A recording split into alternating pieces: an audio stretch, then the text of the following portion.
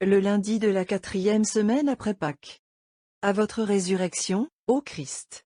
Alléluia. Le ciel et la terre sont dans l'allégresse, Alléluia. Jésus ressuscité ne se borne pas à constituer son Église, à établir la hiérarchie qui doit la régir en son nom jusqu'à la consommation des siècles. Il confie en même temps à ses disciples sa divine parole, les vérités qu'il est venu révéler à la terre, et dont il a ébauché en eux la connaissance durant les 3 années qui précédèrent sa passion. La parole de Dieu, que nous appelons autrement la révélation, est, avec la grâce, le plus précieux don que le ciel ait pu nous faire. Par la parole de Dieu nous connaissons les mystères de sa divine essence, le plan selon lequel il a ordonné la création, la fin surnaturelle qu'il a préparée pour les êtres intelligents et libres, les conséquences de la chute originelle, l'œuvre sublime de la réparation par l'incarnation du Verbe, enfin les moyens par lesquels nous devons l'honorer et le servir, et obtenir ainsi notre fin. Dieu dès le commencement avait fait entendre sa parole à l'homme. Plus tard il parla par les prophètes. Mais lorsque la plénitude des temps fut arrivée, son propre Fils descendit sur la terre pour compléter la révélation première. Jésus n'a cessé d'enseigner les hommes depuis 3 ans, et pour faire pénétrer sa doctrine dans leurs esprits, il s'est mis pour ainsi dire à leur niveau. Rien de plus élevé, de plus divin, et en même temps rien de plus familier que son enseignement. Pour en faciliter l'intelligence, il a eu recours souvent à d'ingénieuses et simples paraboles dans lesquelles l'imagination venait en aide à la pensée de ses auditeurs. Ses apôtres et ses disciples, destinés à recevoir l'héritage de sa doctrine, ont été l'objet d'une instruction spéciale. Mais jusqu'à l'accomplissement des mystères de la mort et de la résurrection de leur maître, ils avaient peu compris ce qu'il leur disait. Depuis sa résurrection, il a repris l'œuvre de leur initiation.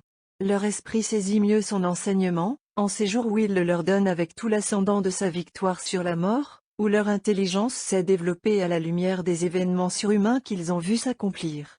Si déjà, lors de la dernière scène, il pouvait leur dire « Je ne vous appellerai plus mes serviteurs, mais mes amis, car tout ce que j'ai appris de mon Père, je vous l'ai manifesté », comment doit-il les traiter aujourd'hui qu'il a résumé à leurs yeux toute la somme de ses enseignements, qu'ils sont en possession de sa parole tout entière, et n'attendent plus que la venue de l'Esprit Saint en eux pour la confirmer dans leur intelligence, et leur donner la force de la proclamer à la face du monde entier?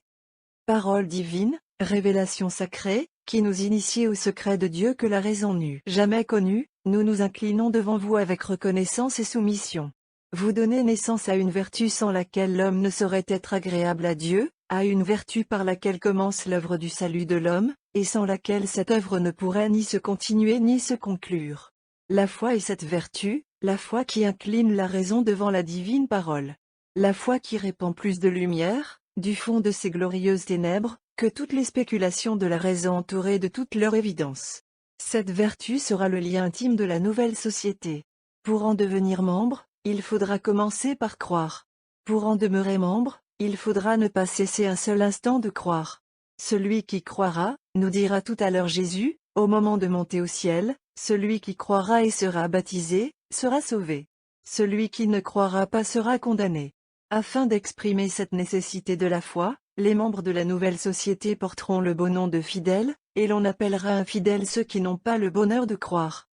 La foi étant le premier lien qui unit surnaturellement l'homme à Dieu, lien dont la rupture entraîne une séparation complète, celui qui, après avoir joui de ce lien, aura le malheur de le rompre en rejetant la parole divine pour y substituer une doctrine contraire, aura commis le plus grand des crimes.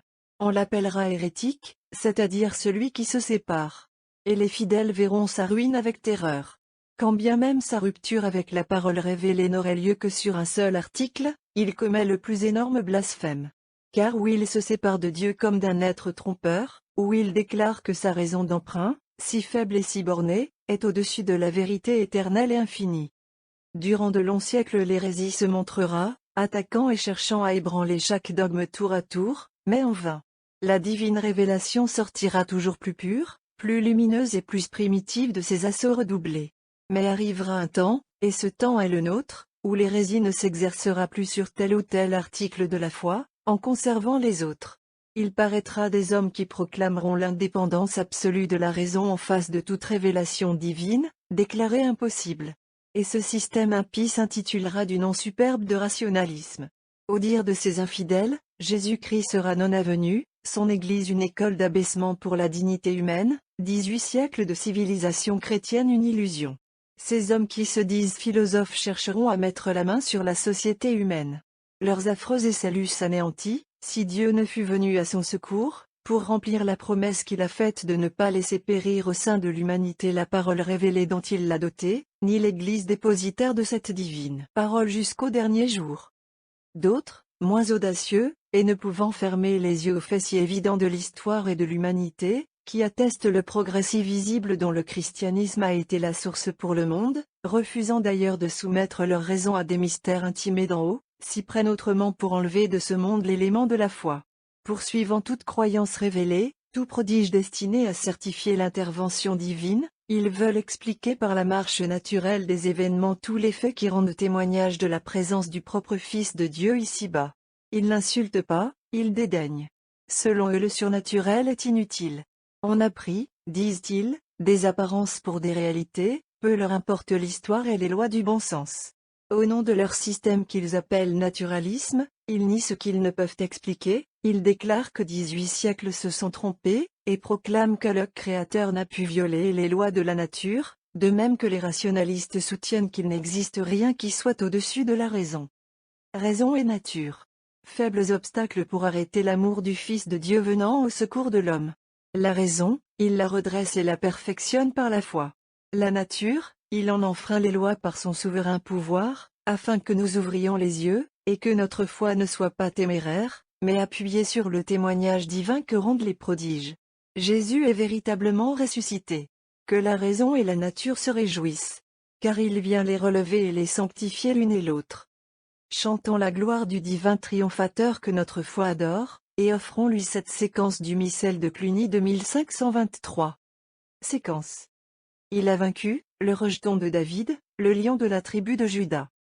La mort a triomphé de la mort. Elle est devenue notre vie. Duel merveilleux, victoire admirable aux yeux des brebis du troupeau. Lorsqu'on le vit surmonter par sa mort l'ennemi robuste et tous ses artifices. Le roi éternel a pénétré jusque dans sa demeure, il y a brisé les armes de l'enfer. Il a rapporté avec lui la drachme qui était perdue, il a abaissé les barrières du royaume céleste. La porte du paradis qui fut close dès les premiers jours, à cause du fruit défendu qui donna la mort. La porte qu'Ève révoltée contre son Créateur, avait fermée à tous les fils qui sortiraient de sa race. Un Dieu l'a ouverte en effaçant le péché du premier père dont il a pris la descendance. La mort s'était emparée sans droit de celui qui n'eût jamais pu tomber sous ses lois par le péché. Convoitant plus qu'il ne lui fut permis, elle a perdu justement ce que par droit elle avait gagné. Elle voulut accroître son empire, et elle a été dépouillée de ce qu'elle possédait. Voici le véritable agneau manifesté sous les nombreuses figures de la loi. Pour racheter ses propres membres, il s'est offert comme hostie à son Père, en nos jours, afin de sauver le monde. Il est la pierre angulaire jetée par ceux qui construisaient l'édifice. Cette pierre est maintenant la tête de l'angle, dominant toutes les autres. Son royaume est vaste, et sa puissance s'exerce dès l'origine des